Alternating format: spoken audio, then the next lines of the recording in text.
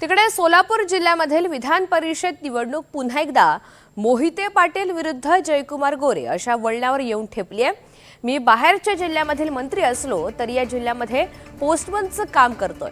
जिल्ह्यातील निरोप मुख्यमंत्र्यांपर्यंत पोहोचवतो।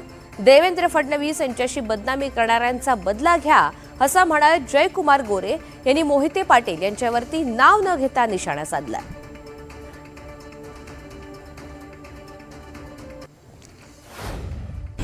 मला इकडे काय मी पद घ्यायला आलो नाही, माझा काही संबंधच नाही। मी पोस्टमन आहे।